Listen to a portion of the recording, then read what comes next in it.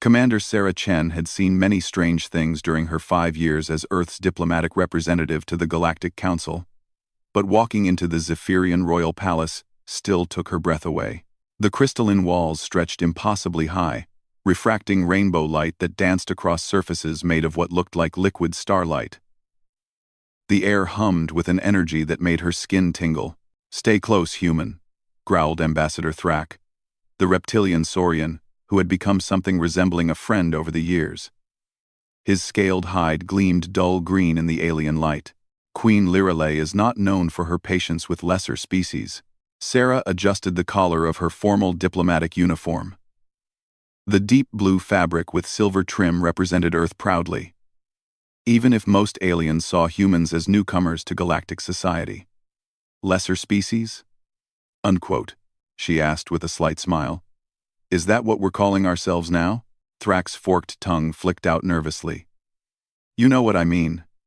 The Zephyrians have ruled this sector for over 10,000 years. Their technology was ancient when my people first developed spaceflight. They consider most of us temporary." The massive doors ahead began to open with a sound like singing crystal. Beyond them lay the throne room, and Sarah caught her first glimpse of the legendary Zephyrian court. Beings from dozens of species filled the vast space. The insectoid Kithara with their clicking mandibles, the energy-based Luminari who flickered like living flames, and many others she didn't recognize. At the far end, on a throne that seemed carved from a single massive diamond, sat Queen Lirelei herself. Sarah had seen holographic recordings, but nothing had prepared her for the reality. The queen stood nearly 8 feet tall, her skin a shifting pattern of silver and blue that reminded Sarah of moonlight on water. 4 arms moved with impossible grace, while her elongated head bore features that were both beautiful and utterly alien. Most striking were her eyes, large, multifaceted like a dragonfly's, but clearly intelligent and currently fixed directly on Sarah. "The human approaches." The queen's voice resonated through the chamber without her lips moving. The Zephyrians communicated through a combination of telepathy and bioelectric fields that universal translators struggled with. "I have heard interesting things about your species." Sarah walked forward, maintaining eye contact despite the alien nature of the queen's gaze. Protocol demanded she stop at the ceremonial distance and bow, but something in the queen's posture suggested genuine curiosity rather than mere formality. "Your Majesty," Sarah said, executing a perfect diplomatic bow, "I'm honored to represent Earth and humanity before your court." A ripple of what might have been amusement passed across the queen's features. "Honored? You use that word often, humans do. Yet you rarely seem to mean subservience." "Because honor and subservience aren't the same thing, Your Majesty. Respect can be given freely without surrendering dignity." The court fell silent. Even the constant background hum of alien conversations stopped. Sarah could feel dozens of non-human eyes fixed on her, waiting to see how their queen would respond to what many species would consider borderline insolence. Queen Lirelei's head tilted slightly. "Interesting. Ambassador Thrak, you didn't mention that humans were philosophers." "I wouldn't call Commander Chen a philosopher, Your Majesty," Thrak replied carefully. "But humans do tend to have unique perspectives." "Indeed they do." The queen rose from her throne, her full height making her tower over everyone in the chamber. "Tell me, Commander Chen, what do you know of the current crisis in the Outer Rim?" Sarah had been briefed extensively, but she sensed this was more than a simple knowledge test. The Void Syndicate has been attacking merchant vessels and disrupting trade routes for the past 6 months. Their technology appears to be several generations ahead of anything in the current galactic database. Traditional fleet responses have been unsuccessful. "Unsuccessful," the Queen repeated. Such a polite word for complete failure. 7 fleets have engaged the Syndicate. 7 fleets have been destroyed or forced to retreat. The greatest military minds in the galaxy have studied this problem for months with no solution. Queen Lirelei began to descend from her throne platform, her 4 arms moving in complex patterns that Sarah recognized as a form of emotional expression among Zephyrians. "Yet your Earth government sent us a single ship with a single human diplomat. Should I be insulted by this apparent lack of seriousness?" Sarah felt the weight of the moment. Earth's relationship with the Galactic Council hung in the balance. Humanity was still the new species, still proving itself worthy of full membership. One wrong word could set back human advancement by decades, but Sarah had learned something important during her years in space. Aliens respected honesty more than flowery diplomacy. Your Majesty, Earth didn't send me here to solve your military problem, Sarah said clearly. We sent me here because humans see things differently. Sometimes, an outside perspective can reveal solutions that aren't obvious from the inside. And what do you see, human, that we have missed? Sarah took a breath. This was the crucial moment. I see a civilization that has ruled through technological superiority for 10,000 years, suddenly facing an enemy that outtechs them. Every response has been to apply more technology, bigger fleets, more advanced weapons. But what if the answer isn't more technology? The Queen stopped moving, her multifaceted eyes fixed intently on Sarah. Explain. The Void Syndicate attacks merchant ships, not military targets. They disrupt trade routes, not strategic installations. They avoid direct confrontation with your main fleets. That's not the behavior of conquerors. That's the behavior of guerrilla fighters. People who feel they have something to gain or something to defend. You suggest they have legitimate grievances? I suggest they're trying to communicate something, and we're not listening because we're too busy fighting. Sarah gestured toward the assembled court. How many different species are represented here? How many voices contribute to galactic policy? Queen Lyralay's expression shifted to something Sarah couldn't read. The council includes all member species. All member species, Sarah repeated. But what about non-member species? What about peoples who were bypassed by galactic civilization? What about those who chose isolation and are now being forced into contact through expanding trade routes? The silence in the throne room was deafening. Sarah could see various aliens exchanging glances, some nodding thoughtfully, others appearing disturbed by the implications. You believe the Void Syndicate represents uncontacted species? The Queen asked. I think it's possible. And if I'm right, then military solutions won't work. You can't defeat people who are fighting for recognition with bigger guns. You have to talk to them. Queen Lyralay remained still for a long moment. Then, to Sarah's surprise, she began to laugh. A sound like wind chimes in a gentle breeze. Ambassador Thrak, you said humans have unique perspectives. I begin to understand what you meant. The Queen descended the final steps and stood before Sarah. Even at close range, her beauty was otherworldly. But Sarah could see something else now. Exhaustion. The weight of ruling a galactic empire was written in the subtle tensions around her eyes. Commander Chen, I have a proposal. The Galactic Council has decided to send one final expedition to the Outer Rim. A diplomatic mission, rather than a military one. I want you to lead it. Sarah blinked in surprise. Your Majesty, I'm honored. But surely there are more experienced diplomats. There are many experienced diplomats, the Queen interrupted. But experience in galactic diplomacy may be a disadvantage here. If these Void Syndicate members are truly uncontacted peoples, they may respond better to someone who understands what it means to be new to galactic society. I would be honored to serve Your Majesty. But I should point out that I have no authority to negotiate on behalf of the entire Galactic Council. You will have my personal authority, Queen Lyralay said, and that of the Zephyrian Empire. Is that sufficient? Sarah felt a shiver run down her spine. The Queen was essentially giving her the authority to speak for one of the most powerful civilizations in the galaxy. It was an unprecedented level of trust to place in a human. Yes, Your Majesty, that's more than sufficient. Excellent. The Queen raised her voice to address the entire court. Let it be recorded that Commander Sarah Chen of Earth has been granted full diplomatic authority to negotiate with the Void Syndicate on behalf of the Zephyrian Empire. May her mission bring peace to the Outer Rim. The court erupted in a cacophony of alien voices, some approving, others clearly skeptical. Sarah heard fragments of conversation in languages her translator couldn't parse, but the general sentiment was clear. Many of these beings thought the Queen had made a serious mistake. As the formal ceremony concluded and the various ambassadors began to file out, Queen Lirelei gestured for Sarah to remain. When the throne room was nearly empty, she spoke again. "Commander Chen, may I ask you a personal question?" "Of course, Your Majesty. In your study of our species, what have you learned about Zephyrian mating customs?" The question was so unexpected that Sarah almost stumbled over her response.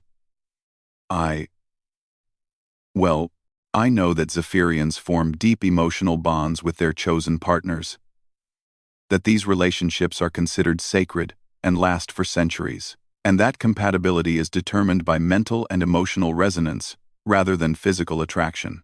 Very good. You have done your research. The Queen's expression became thoughtful. Tell me, what do you think of our system? Sarah chose her words carefully. I think it's beautiful, Your Majesty. The idea that two beings can connect so deeply that they become part of each other. It's something humans aspire to, even if we don't always achieve it. And do you believe such connections could form between different species? The question hung in the air like a charged particle. Sarah felt her pulse quicken. Was the Queen asking what she thought she was asking? I believe that consciousness recognizes consciousness, Your Majesty. That intelligence and compassion transcend physical form. Whether that could translate into the kind of bond Zephyrians form, I don't know, but I think anything is possible. Queen Lirelei nodded slowly. Wisdom beyond your years. Commander Chen, I look forward to hearing about your mission to the Outer Rim. As Sarah left the throne room, her mind raced with questions. The diplomatic mission was challenging enough, but the Queen's final questions suggested layers of complexity she hadn't anticipated. She thought about the way the Queen had looked at her, the personal nature of those last questions, and wondered if there was more to this assignment than simply resolving the Void Syndicate crisis. Behind her, Queen Lirelei remained in the empty throne room, her multifaceted eyes reflecting the crystalline light as she contemplated the human who had already begun to change her understanding of what was possible between species. For the first time in her century-long life, she found herself curious about a being who was not Zephyrian, and that curiosity frightened her more than the Void Syndicate ever could. The diplomatic vessel Times Harmony's Edge Times was unlike any ship Sarah had ever traveled on. Zephyrian technology created spaces that seemed to bend reality itself, corridors that shortened or lengthened based on need, walls that became transparent or opaque at a thought, and a bridge that felt more like standing inside a three-dimensional star chart. But it wasn't the technology that surprised Sarah most. It was the Queen's decision to accompany the mission personally. Your Majesty, Sarah had protested when Queen Lirelei boarded the ship. This could be dangerous. If something goes wrong, then I will face the consequences alongside you, the Queen replied. This mission was my idea, Commander Chen. I will not send you to take risks I am unwilling to share. Now, 3 days into their journey toward the Outer Rim, Sarah was beginning to understand that Queen Lirelei was unlike any ruler she had ever encountered. During the voyage, the Queen had insisted that protocol be relaxed. She worked alongside the crew, asked detailed questions about human culture, and seemed genuinely interested in Sarah's perspectives on leadership and diplomacy. Your species has only been spacefaring for 2 centuries. The Queen observed during one of their evening conversations in the ship's observation deck. Yet you've already established colonies on 17 worlds. Most species take millennia to achieve such expansion. Sarah gazed out at the stars streaming past as they traveled in hyperspace. We've had good teachers. And maybe humans are just naturally restless. We don't like staying in one place for too long. Or, perhaps humans simply don't accept limitations that other species consider immutable. The Queen's forearms moved in what Sarah had learned was a gesture of admiration. Your files contain some remarkable achievements. The Kepler Station rescue, where human engineers improvised solutions that saved 3,000 lives. The Centauri peace accords, where human negotiators found compromise between species that had been at war for centuries. We've also made our share of mistakes, Sarah said quietly. Wars, environmental destruction, prejudice. We're not perfect, No species is perfect, but humans seem to learn from their mistakes rather than simply repeating them. That is unusual. Before Sarah could respond, the ship's communication system activated. Captain Vex, the Zephyrian officer commanding the vessel, appeared as a hologram on the observation deck. Your Majesty, Commander Chen, we've reached the coordinates of the last Void Syndicate attack. Sensors are detecting debris from the merchant vessel Times, Prosperity Asterisk, and something else. Sarah and the Queen exchanged glances. What kind of something else? Sarah asked. A ship, Commander. Unknown configuration. It's been waiting for us. The bridge was a hive of activity when they arrived. The main display showed a vessel that defied easy categorization. It seemed to be built from salvaged parts of dozens of different ships, human, Zephyrian, Saurian, and technologies Sarah didn't recognize. But rather than looking chaotic, the ship had an organic beauty. As if all these different elements had been carefully integrated into something new. No weapon signatures, reported the sensor officer. But the hull configuration suggests significant shielding capabilities. They're hailing us, the communications officer announced. Audio only. Sarah stepped forward. Open the channel. A voice filled the bridge. Distinctly non-human, with harmonics that suggested multiple vocal cords, but speaking in accented galactic standard. Diplomatic vessel of the Zephyrian Empire. I am Speaker Keth of the Scattered Clans. We have been waiting for you.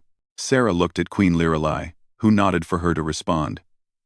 This is Commander Sarah Chen, representing the Galactic Council. We're here to talk. Talk. The word carried a mixture of hope and skepticism. Others have come with words. They brought weapons instead of understanding. Why should we believe you are different? Because, Sarah said, making a decision that might save or doom the mission.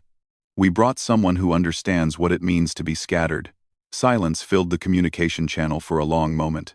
Then, explain. Sarah took a breath. This was the moment where her theory would be proven right or catastrophically wrong. I'm human. My species wasn't part of the galactic community until recently. We know what it's like to be outsiders, to be ignored or dismissed by older civilizations. We know what it's like to fight for recognition. Another pause. Human. Yes, we have heard of humans.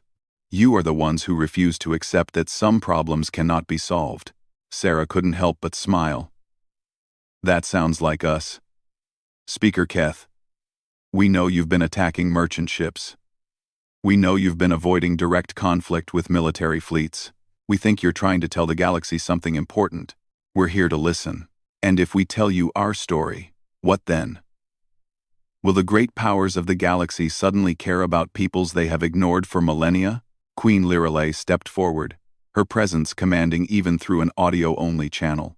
I am Queen Lirelai of the Zephyrian Empire. I give you my personal word that your story will be heard, and that justice will be sought for any wrongs that have been committed. The silence stretched so long that Sarah began to worry the connection had been severed. Finally, Speaker Keth's voice returned. Board our vessel, human diplomat. Bring the Zephyrian Queen, if she truly wishes to understand. But come with open minds, for our truth may disturb your comfortable certainties. An hour later, Sarah found herself standing in the airlock of the most unusual ship she had ever seen. The interior reflected the external patchwork nature. Corridors lined with different materials, lighting systems from various technologies, and most remarkably, beings from species Sarah had never encountered.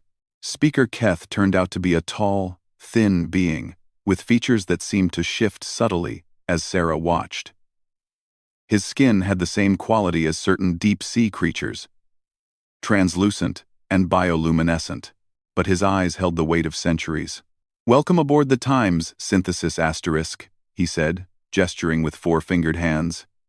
Our ship, our home, our symbol, built from the wreckage of what the galaxy discards. As they walked through the ship, Sarah began to understand. The crew wasn't from one species. They were refugees, outcasts, and survivors from dozens of different civilizations. Some were from species she recognized but bearing scars or mutations that suggested they had been exiled. Others were clearly from completely unknown peoples. The scattered clans, Speaker Keth explained as they walked, are not a single species. We are the forgotten ones. Species whose worlds were bypassed by galactic trade routes. Peoples who were deemed not ready for galactic civilization. Individuals cast out for not conforming to their species' norms. Queen Lirelai's expression grew troubled. The Galactic Council has protocols for first contact. Protocols that require technological minimums, stable governments, and cultural compatibility, Speaker Keth interrupted. What of peoples who chose different paths? What of nomadic species who never developed planetary governments? What of those who integrated technology with biology in ways your protocols don't recognize? They entered a large chamber that seemed to serve as both a meeting hall and a living space. Beings of various species sat or stood or floated, depending on their anatomy. Sarah counted at least 20 different physiologies. This is remarkable, Sarah said softly. You've created something the galaxy has never seen. A truly integrated multi-species community, created from necessity, said a voice from above. Sarah looked up to see a being that was essentially a cloud of intelligent gas held together by a portable containment field. When the galaxy ignores you, you learn to find others who understand isolation. Speaker Keth gestured for Sarah and Queen Lirelai to sit on platforms that adjusted automatically to their physiology. For 3 years, we have tried to gain the attention of the Galactic Council through proper channels. Applications ignored. Requests denied. Messages never answered. So you turned to attacking merchant ships, Queen Lirelai said, her tone neutral. We turn to the only language the galaxy understands, economic disruption, corrected an insectoid being with crystals growing from its carapace. We never intended to harm anyone. We disabled ships, took cargo as ransom, but always provided emergency supplies and safe passage. Sarah felt pieces clicking together in her mind. You weren't trying to steal. You were trying to create a crisis that would force the galaxy to pay attention. Correct, Speaker Keth confirmed. And it worked, in a way. The great powers finally sent someone to investigate. But we expected another military force or a traditional diplomat who would demand our surrender without understanding our cause. Instead, said the gaseous being, they sent humans. And humans, we have learned, are different. Queen Lirelai leaned forward. How are humans different? Speaker Keth's bioluminescent skin shifted to warmer colors. Other species see problems and apply their standard solutions. If technology fails, they build bigger technology. If diplomacy fails, they try more formal diplomacy. If force fails, they apply more force. But humans, continued the crystalline insectoid, see problems and ask, what if we tried something completely different?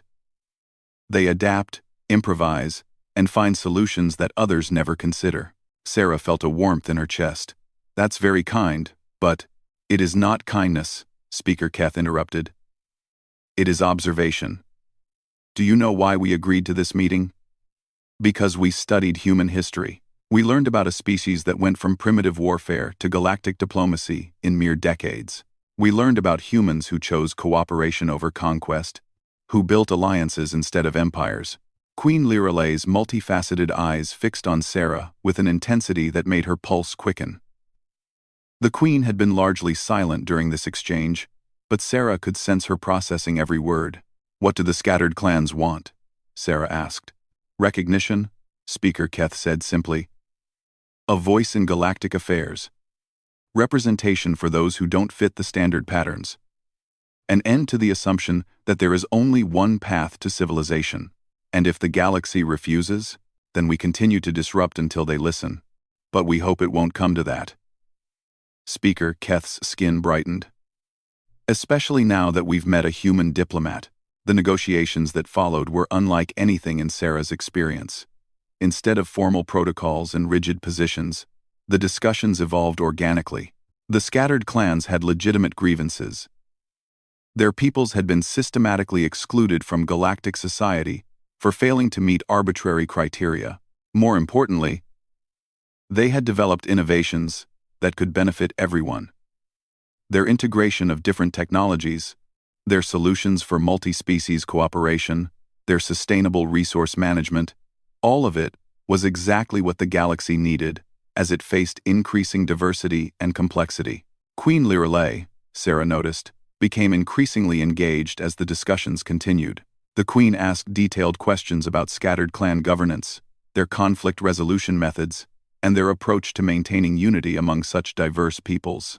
On the second day, aboard the Times Synthesis *, Queen Lirelei asked to speak with Sarah privately. They found themselves in a small observation chamber, watching the stars through a viewport made from what appeared to be crystallized space itself. "Commander Chen," the Queen said quietly, "I owe you an apology. Your Majesty. When I assigned you this mission, I did so partly because I was curious about human capabilities. I wondered if the stories about your species were accurate, or if they were simply propaganda designed to enhance your diplomatic standing." Sarah felt a flutter of concern. "And what have you concluded?" Queen Lirelei's forearms moved in complex patterns that Sarah had learned indicated deep emotion. "I have concluded that the stories don't do humans justice. What you've accomplished here, in just 2 days, is remarkable. You've not only prevented a war, but you've discovered solutions that could transform how our galaxy approaches integration and cooperation. I had excellent support, Your Majesty. And the scattered clans wanted peace. They just needed someone to listen. Well, one of the first 4. I had excellent support, Your Majesty. Yes, they needed someone to listen. But more than that, they needed someone who could understand their perspective. Someone who could bridge the gap between their reality and galactic society. Someone who could see possibilities that others missed." The Queen moved closer, and Sarah caught a scent like ozone and starlight. In Zephyrian culture, we have a concept called spirit sight. The ability to perceive the true nature of things beyond their surface appearance. It is considered the rarest and most valuable of gifts. Sarah met the Queen's multifaceted gaze. "You think I have spirit sight?" I think humans as a species possess it. But in you, Commander Chen, I see it refined to an extraordinary degree. You see not what is, but what could be. You see potential where others see only problems." The intensity of the Queen's attention was overwhelming. Sarah felt as though those alien eyes were looking directly into her soul. "Your Majesty, Sarah." The use of her first name sent a shock through Sarah's system. Zephyrian royalty never used informal address. "May I ask you a personal question?" Sarah's throat felt dry. "Of course. Do you believe that understanding and compatibility can transcend physical differences? That 2 beings of different species might find in each other something that their own peoples cannot provide?" The question hung between them like a charged particle about to spark. Sarah realized that this conversation had moved far beyond diplomacy into territory that could reshape both their lives. "I believe," Sarah said carefully, "that consciousness recognizes consciousness. That intelligence, compassion, and understanding create bonds that go deeper than any physical form. Whether that can become the kind of partnership that Zephyrians value, I think it's possible." Queen Lirelei's skin shifted to colors Sarah had never seen before. Deep purples and silvers that seemed to pulse with emotion. "You continue to surprise me, Sarah Chen. I find myself hoping that you will continue to do so for a very long time." Before Sarah could respond, the ship's communication system activated. "Your Majesty, Commander Chen," came Captain Vex's voice. "The Galactic Council is requesting an immediate status report. They're expressing concern about the length of the mission." The moment was broken, but something fundamental had changed. As they prepared to return to the bridge and finalize the agreement with the scattered clans, Sarah felt the weight of possibility settling around her like a new atmosphere. The Queen's questions had revealed depths she hadn't imagined, and her own responses had surprised her with their honesty. The mission to the Outer Rim had been successful beyond all expectations. But Sarah sensed that the real consequences were just beginning to unfold. The Zephyrian royal palace had never hosted such an unprecedented gathering. Representatives from the scattered clans stood alongside traditional Galactic Council members, their diverse forms creating a living demonstration of the new order that Sarah's successful mission had made possible. The crystalline walls reflected countless alien physiologies, gaseous beings in containment fields, crystalline entities that bent light around them, nomadic species whose forms shifted with their emotions. Sarah stood at the center of it all, wearing her formal diplomatic uniform but feeling like she was balanced on the edge of a precipice. The past 3 weeks since their return had been a whirlwind of negotiations, treaty drafts, and careful political maneuvering. The scattered clans would be granted recognition and representation in the Galactic Council. Trade routes would be adjusted to include previously ignored systems. Most importantly, the criteria for galactic citizenship would be expanded to embrace diversity rather than conformity. It should have been the triumph of her career. Instead, Sarah found herself struggling with thoughts that had nothing to do with diplomacy and everything to do with the way Queen Liralay's gaze lingered on her during council sessions. "The formal signing ceremony will begin shortly," announced Chancellor Vorth, the elderly Zephyrian, who managed palace protocol. "All representatives have confirmed their attendance." Sarah nodded, but her attention was drawn to Queen Liralay, who stood near the throne speaking quietly with Speaker Keth. The Queen's forearms moved in patterns Sarah had learned to read as signs of deep contemplation. Something was troubling her, but every time Sarah had tried to approach her privately over the past few days, the Queen had maintained perfect diplomatic distance. Ambassador Thrak appeared at Sarah's elbow, his scaled hide gleaming in the palace lighting. "You've outdone yourself, Sarah," he said quietly. "I've never seen the council move so quickly to integrate new members. The scattered clans will have full voting rights within the month." "It was the right thing to do," Sarah replied. But her voice lacked conviction. Her mind was elsewhere, focused on the conversation she and Queen Liralee had shared, aboard the Times, Synthesis Times, and the questions that had remained unanswered. "You sound troubled," Thrak observed. "This is a historic achievement. Your name will be remembered for centuries." Before Sarah could respond, the ceremonial bells began to ring, their crystalline tones echoing through the palace. The formal ceremony was about to begin. The assembled representatives arranged themselves in the traditional configuration. Council members on one side of the throne room, new scattered clan representatives on the other.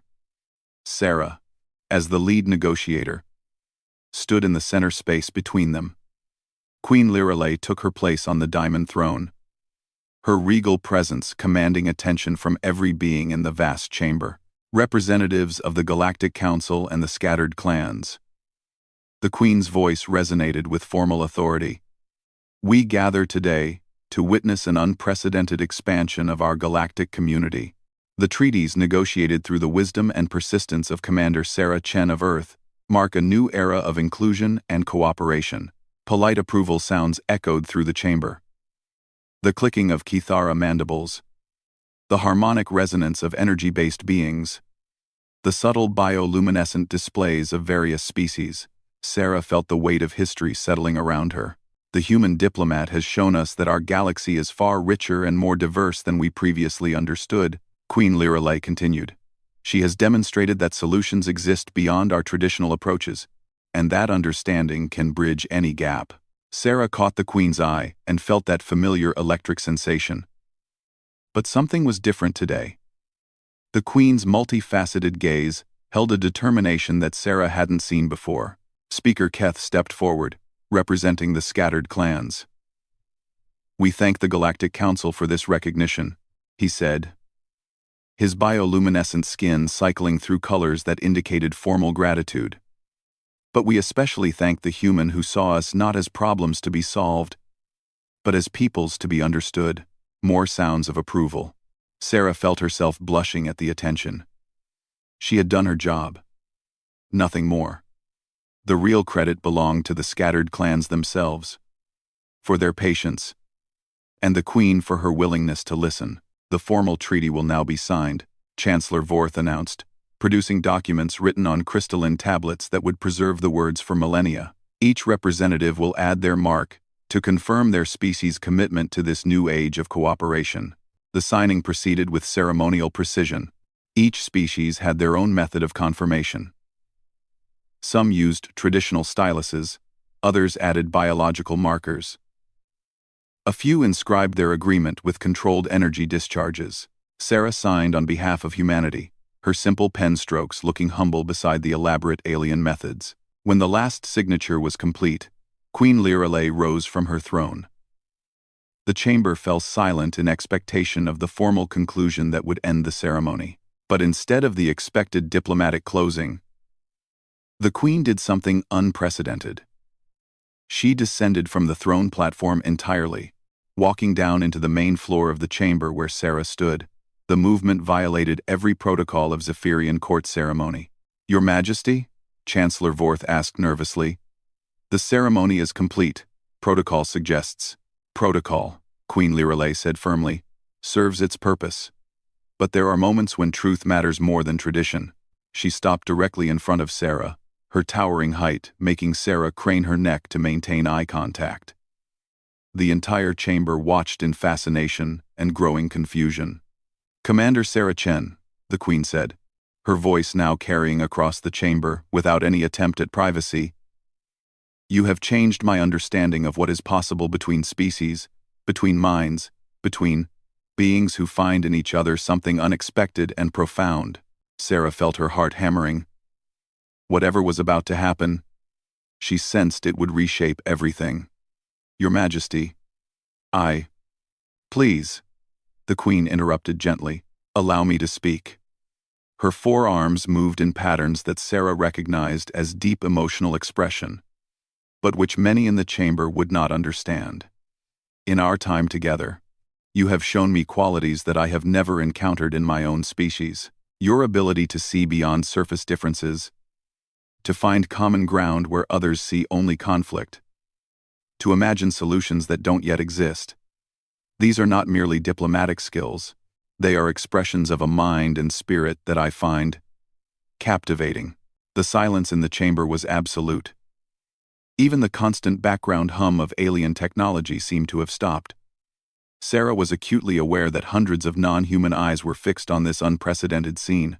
"Your Majesty," Sarah said quietly, "perhaps we should continue this conversation privately." "No." The Queen's voice was firm but not harsh. "I have spent a century following protocols, maintaining diplomatic distance, placing duty before personal truth. But you have taught me that sometimes the most important communications require courage, not just correct procedure."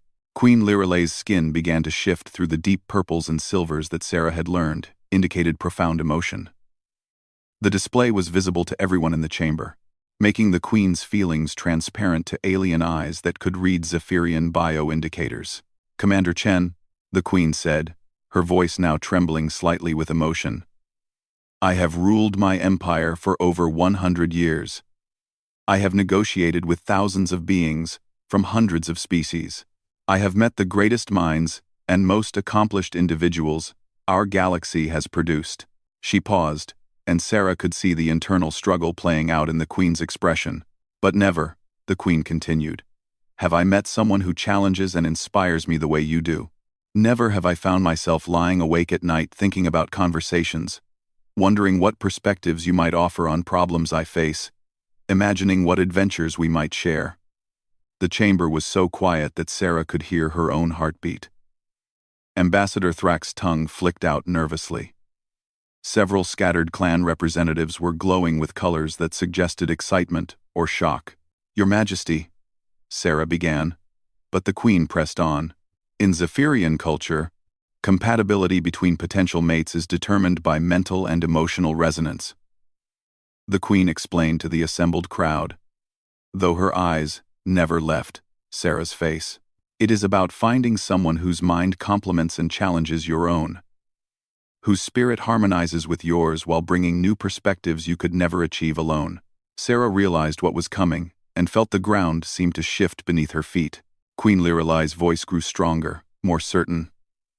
"Commander Sarah Chen, in all my years of life, I have never met anyone with whom I feel such resonance. Your mind fascinates me. Your courage inspires me. Your compassion moves me in ways I never thought possible." The Queen's forearms spread wide in a gesture of complete openness and vulnerability. "I wish you were my husband, human." The words hung in the air like a physical presence. Sarah felt as though time had stopped. The entire palace, one of the most powerful political centers in the galaxy, was completely silent. Then, all at once, chaos erupted. Some beings began making sounds of shock or approval. Others started animated discussions in languages Sarah didn't recognize. The Kithara representatives clicked their mandibles in what Sarah had learned was their version of surprised laughter. Several energy beings flickered in patterns that suggested intense excitement, but Sarah barely noticed any of it. Her entire world had narrowed to Queen Lyralei's multifaceted eyes and the raw vulnerability she saw there. "Your Majesty," Sarah said softly, her voice somehow carrying despite the commotion. "Are you certain you want to have this conversation in front of the entire Galactic Council?" A ripple of what might have been laughter passed across the Queen's features. "Sarah, I have just declared my romantic interest in a human diplomat to the most powerful political assembly in the galaxy. I think the time for privacy has passed." Sarah looked around at the assembled beings, alien faces showing every possible expression of surprise, curiosity, approval, and confusion. But she also saw something else. Acceptance. These beings had just witnessed something unprecedented, but they weren't reacting with horror or disgust. They were reacting with the universal recognition of genuine emotion. "In that case," Sarah said, loud enough for the entire chamber to hear, "I should probably give you an answer." The Queen's expression became very still. "Please." Sarah took a deep breath. "Your Majesty, when I first came to this galaxy, I thought my job was to represent humanity to alien civilizations. But you've shown me something more important. That understanding and connection can transcend any difference." She stepped closer to the Queen, close enough that she had to tilt her head back to maintain eye contact. "I don't know if a human and a Zephyrian can form the kind of bond your species values," Sarah continued. "I don't know how our different physiologies and lifespans would work. I don't know what the political implications would be." The Queen's skin began to shift toward cooler colors that Sarah recognized as disappointment. "But," Sarah added quickly, "I do know that you challenge and inspire me too. I know that I've never met anyone whose mind works like yours, who sees problems and possibilities the way you do. I know that when I imagine my future, I can't stop wondering what it might be like to face it with you." Now the Queen's skin brightened again, cycling through warm golds and silvers. "So yes," Sarah said, her voice growing stronger. "I would be honored to explore what kind of partnership might be possible between us, whether that leads to something like marriage or something completely new. Something that could only exist between a human and a Zephyrian. I think it's worth finding out." The chamber erupted again, but this time the sounds were clearly celebratory. The scattered clan representatives were glowing in harmonious patterns. Ambassador Thrak was laughing, a sound like rocks tumbling down a cliff. Even the typically stoic Galactic Council members were showing signs of approval. Queen Lyralei moved her forearms in a complex pattern that Sarah had never seen before. One that included elements of joy, gratitude, and deep affection. Then, to Sarah's surprise, she knelt on the crystalline floor, bringing her head down to Sarah's level. "Sarah Chen," the Queen said softly, "you have given me the most precious gift possible, hope for a future I never dared to imagine."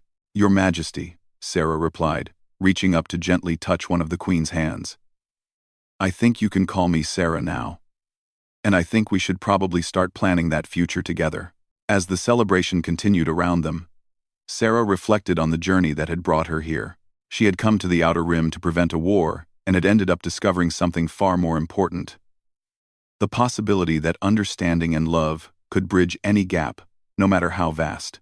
The scattered clans had taught the galaxy about inclusion and diversity, but perhaps the real lesson was simpler. That connection between conscious beings was the most powerful force in the universe, capable of transforming not just individuals but entire civilizations. As Queen Lyralei stood and offered Sarah her hand, as the assembled representatives of dozens of species cheered their approval, As the future opened up into possibilities that no one had imagined, Sarah realized that the best diplomatic achievements weren't about treaties or territory. They were about hearts and minds finding their way to each other across the infinite darkness between the stars. And sometimes, just sometimes, they ended with a human diplomat and an alien queen walking hand in hand toward a future that would astonish the galaxy.